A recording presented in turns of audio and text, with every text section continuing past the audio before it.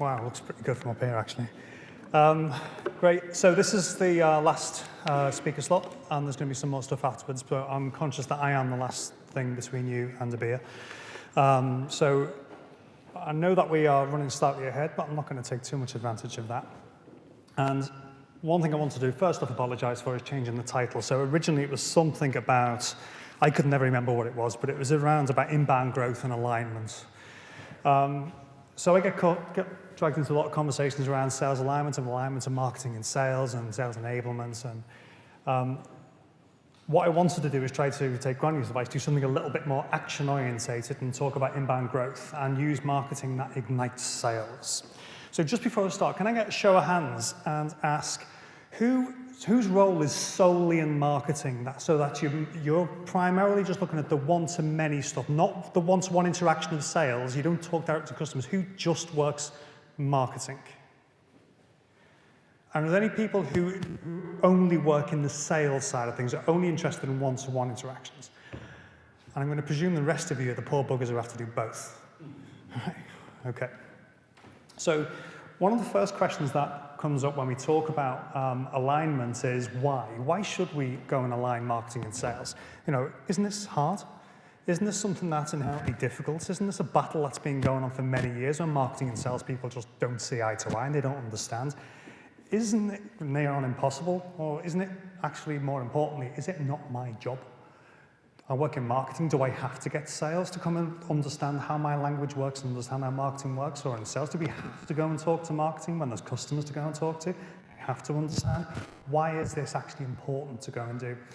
So we've seen today from some of the presentations, there's lots of things that there's overlaps beginning to happen between the one-to-many and one-to-one communications. And now all of us inbound marketers who've had all this fantastic, all these great toys to play with and great methodology to work with for the last few years, now sales have got the same thing. They've now got a set of tools and they've now got a methodology. Isn't it time that we actually started looking at coming together? So a few mentions as well through the presentations today of the State of Inbound report. If you haven't read it, go and get it. It's been a really good benchmark and a bellwether of how the industry's moving. But something really interesting for me happened in this one where they started to look at inbound as in marketing and sales combined and brought out some really, really interesting findings out of it that highlight that the problem is probably a little bigger, or the challenges are a little bit bigger than we thought before. So if we first go and have a look at some numbers. Okay. So explain what these numbers are. So these are some of the things that really meant something to me when it came out. And one of the really interesting things first was this 85% of businesses that thought their marketing was ineffective said that they were both outbound and did not have any service level agreement between marketing and sales. So they used predominantly outbound marketing, and marketing and sales are hooked together. The 81 actually should have been 84 when I went and checked it, but 84% of the people who thought their marketing was effective cited that they used inbound and they had a really tight SLA with sales. So there's a complete spin round on these two numbers that once something's really, really important, if your business is going to be effective at using marketing, it has to be inbound, but it also has to have a tight alignment with the sales team. Now, I mentioned that obviously marketing people, we've got a lot of inbound marketers particularly, we've got HubSpot, we've got great tools, we've got all the great methodology, we've got some experience and loads of data. But when we start moving into the sales arena, which arguably is a bigger area, it's a bigger industry, it's got problems, the problems cost more money, but they could be solved a lot faster. Some of the numbers in there are quite scary. In this 60% of businesses have no CRM, right? So more than half of the businesses out there are trying to do sales with no CRM system. And the really worrying one, 22% of salespeople do not know what CRM means.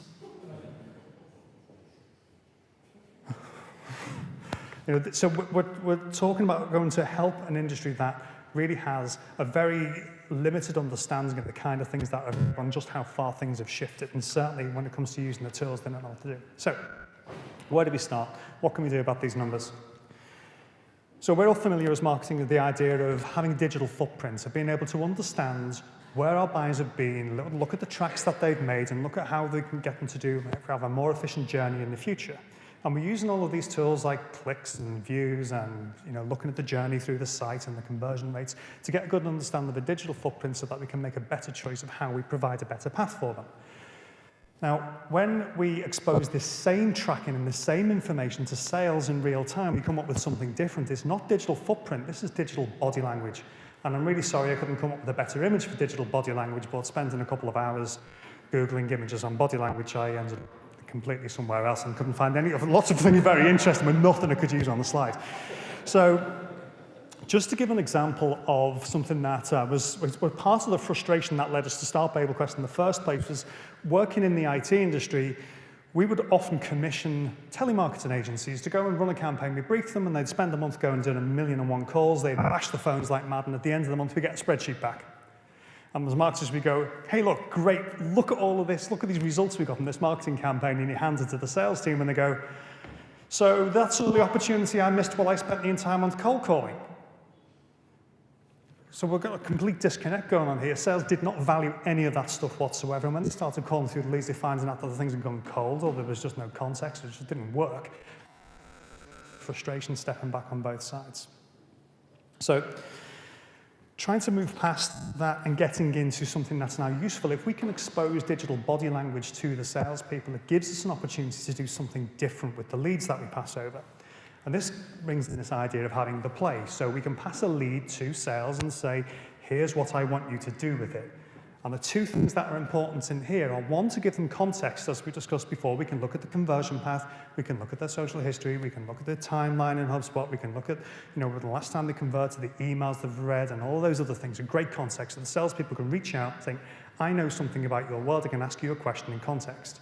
But the next bit we need from marketing as well is to have a defined outcome for the call. What is it that you actually want sales to do with this? That's going to make a difference for how you improve the marketing. And this is the crucial bit. The big problem between marketing and sales and the disconnect is that they just don't talk properly. So a really key point is we only want 3 outcomes. From a marketing perspective, there are 3 things, 3 different states that can happen at the end of those call attempts. So we pass the lead over, it's over to sales' job to do it, as many attempts as it takes to connect. But the 3 outcomes are, number 1, disqualify. And why? So this lead was not a fit, and they never will be. So we need to feed back and tell marketing that this lead is not somebody that we can help. Marketing can collect those and look at them and think, what content have we got? What conversion paths do we have that is generating dud leads? Because what we don't want to be doing is sending dud leads into sales. 1, they don't like it. 2, it damages our reputation. 3, sales time is expensive. And particularly if you're going to get salespeople, like using the inbound sales methodology of having lots and lots of connection attempts, if you multiply it rather than just having 1 to having 5 attempts, the cost of sales time goes up exponentially. It's huge. So be very careful about passing over dud stuff. The other bit is when there is a fit, but it's not yet. So we want to go into nurture. How do you actually capture those things and make sure they do end up in a nurture sequence? You qualified as lead, passed it to sales, it's now out of marketing's hands. What we want to do is make sure those things come back and end up in a nurture sequence so you can do something with them. And the third one, the really important one that we all want is, yes, good fit, timing was right, we booked the next call, so that's an advance. We've advanced to the next stage. Can I have some more of those, please? So some really, really good quality data exists within that interaction between marketing and sales if you go and track it and do something with it. Now, you've got lots of tools and you've got lots of automation things, and something that you can do is bring visibility to this process. So it's really, really important to be able to have a defined process that allows you to qualify a lead, pass it to sales, and check to make sure that it's been accepted and something's been happening with it. Have a fail-safe in there as well, so that if it doesn't get picked up, have some kind of action that you can do to escalate to make sure that it does. And then also with the analytics, you can then start looking at scrutinizing the results to find out how well are things working at the particular sales reps who aren't any good at picking up leads. But there's some people who are isolated and picking leads up and are closing them at a really high rate. Find out what's going on with those and see what you can do so you can actually iterate the process. Something I want to say about this fail-safe that's really, really interesting as well, you can have a bit of fun with it too, is where a lead, marketing qualified lead, appears you can allocate it directly to a certain sales rep. You can do this automatically. Send them an email saying, here's your lead, this is going to go cold, right? And it's going to go cold quickly. So if you don't pick it up and don't notify us back that it's being picked up, we're going to pass it to the rest of the sales team. So it might be with half an hour later, Second email goes out to the whole sales team saying, this email was passed to Dave half an hour ago. Now, before you jump on it and steal it, can somebody just make sure he hasn't got trapped under the vending machine or something, but otherwise go nuts. Then a follow-up from that 2 hours later, if it hasn't been picked up, send it to the sales director saying, great, we've got to go to HR and order some more salespeople. They're far too busy closing all of these leads that they don't have the capacity to be able to pick these ones up. And then a day later, it's time to send it to the MD to say, we're generating so many leads that the sales team can't pick these things up. Do we need to revise our plans? So the idea that you train it into the sales people that they pick things up with them or they actually get somewhere else. So trying to drive in this idea that somebody's watching, that there is a level of importance in picking these things up now. And as we're trying to track this really critical business data to find out how are our buyers moving from this one-to-many interaction to a one-to-one interaction, and how well can we do it? Have we got problems in that space? So, back to this familiar old thing. Something that's really important for us in terms of all of our marketing efforts is to be able to get attribution, is to be able to understand what ROI we are getting for the business based on the marketing activity that we're doing. And so we keep on looking at this area of customers here and trying to decide how closed loop reporting. Those things that close the sales, where do they come from? Well, let me tell you, that big blue line there doesn't exist. The one that does exist is the one through the middle. And if that line's broken, and the biggest break is this marketing and sales when a lead is passed over. To find out when it gets to the southern end and closes, so you can't close it. Don't attempt to close the loop all the way from the end of somebody transacting back to the beginning of where they came from. Close the gap in the middle where it's most broken. So, all that said, I'll give you some useful things. We're going to go now into a checklist of all of the things that you should look at doing. First off, between marketing and sales, getting them aligned. Most important things, get some common language established. There's a really big problem between marketing and sales is that we use all the same words but have completely different meanings for them. One example, I won't go through the whole lot of them, but one example that gets my goat the most is this word, awareness. So you've seen it cropping up in the buyer journey all the time. You understand how important it is for us to understand what awareness means. But the way that we describe this as marketers and the way we describe it as sales, and more crucially, the way we describe it as buyers, is different.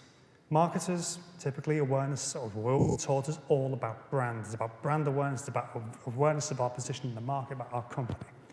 Salespeople have a different understanding. Awareness to sales is our product, our services. And if we're really, really sophisticated and we've been on some training, it might be about features and benefits. But from a buyer's perspective, awareness is none of those things. And buyers aren't mythical things, we're all buyers. So when we're becoming aware of something in the buying journey, it's got nothing to do with brands, it's got nothing to do with the product or the service. Our awareness is all about our challenge, it's our problem or our opportunity. What is it that we're trying to discover? It's about us. It's about our favorite subject, ourselves and our problems. We're not interested in what anybody else has to say. So whether the argument is going on whether marketing is right about brands or sales is right about products, we can just discard both of that and say, actually, if we're going to solve the problem for the buyer, awareness is about their challenge, and that's what we need to speak to, whether it's one-to-many in marketing or one-to-one in sales. The next bit, set goals. We've got a conversion, you can look at the conversion path and the conversion rates on the things that eventually close. You can work out what is the value of an individual lead. So if it takes you 100 leads to be able to close 10 sales, then you can divide that back and say to sales, this is a lead that is worth this amount of money. Really focuses their mind on what they're going to do next with it. But the key bit is that marketing's real role in all of this is to provide the right and the right quantity to the sales team so they can hit their targets and the business can hit its revenue goals. So getting that clarified in there will go a long way to being able to get some common understanding. Agreeing on the qualification criteria. This is something you're going to develop over time using this advanced nurture disqualify, but try to get some commonality and understanding on what it is that makes a lead in the first place. What kind of things do they want and can they close? What context makes sense to them? And automate the process as much as possible for speed. We've got lots of workflow tools. We've got great ones in terms of the workflow tools inside HubSpot. In the marketing engine, the same things work also inside the CRM. If you've got Sales Pro on there as well, you can use the sequencing tools. So a lot of this thing can be sped up to make people more productive. Providing context for we've looked in the play about where people have come from, what they're going to do, but then really look into how do we find out more about this particular interaction now, stop the pitching, start asking more questions, and start thinking about with marketing asking sales to ask the questions that are going to provide you with insight that's going to help you improve your marketing, improve your content. Create multiple connection attempts. This is the idea of using basho email sequences. Have you come across these basho email sequence things where you have there's a number of attempts. The first one is just talking about the context, and you run through to a number of, where you make it to 5 or 6, with the final one saying, hey, I want to stop pestering you, I'm not going to send you any more emails. So it's worthwhile looking into. Define the outcomes, discuss the mention there to disqualify and have the why on there, and then go back over the analytics. As a few people have said before, it's about review and learn and improve and repeat it. Because marketing sales are going to have to work together to solve challenges for the buyer. It's not about how good our marketing is or how good our sales are or how great we feel about it. It has to be about, does it move the buyer along the buying journey? So, before I get to the last slide, I want to ask, is it okay for us to do nothing? Is it okay for us to stay as we are and not attempt to align marketing and sales? You've all seen how fast this has been developing in the marketing area over the last 2 years, and people who've been in HubSpot for a few years now will see the tool has developed dramatically. And the analytics that we've got and the power we've got out there getting more, but as buyers we becoming more and more sophisticated. So staying where we are isn't an option, because ultimately we'll fall behind as the buyers become more sophisticated or competitors become more sophisticated. It's time for us to do something else. So something I've been thinking about a lot is, what does the future of inbound look like? And my last slide doesn't really talk much about that, but I will. The new reality is that buyers are in control. So this idea of the customer is always right doesn't necessarily hold true anymore. The customer, if they were right, why are they hiring you? But buyers are always in control. So the best way to help them move forward is, if they've got a problem, is to help get them on the right page so that they can move forward. And if we look at the kind of services we provide, there's often somebody else who can provide the same thing for around the same price, around the same level. Or you can buy any product you like from anywhere around the world at around about probably the same price, and you can do just about anything. Particularly when it comes to the world of marketing, there's no shortage of marketing agencies you could be working with. But what differentiates us really is about the buying experience. How easy is it for us to be able to buy from somebody, or buy something, buy a service, buy a product? And it's really about those ideas, and as we were looking at earlier in that inbound sales thing, is this idea of, is somebody taking the time to explore what we need? Are they giving us the advice that's relevant to us? So where I see the whole thing with inbound going is that marketing and sales are going to collapse in on each other, and they have to be completely unified in the way that they talk to the customers. And they must have the same goal of being able to advance the buyer through their journey and appreciate the buyers in control. So I think what's going to happen over the next year is that inbound's really going to start to transform the way that we think about marketing and sales and see them as one unit. And we're going to start seeing marketing and sales as a service we provide to our future customers. So in the same way we spend a lot of time and effort working on customer experience and doing things for our customers, the world of marketing and sales has to move in that direction as well. Our buyer experience is probably the most important thing that's going to come out of it next. That's it.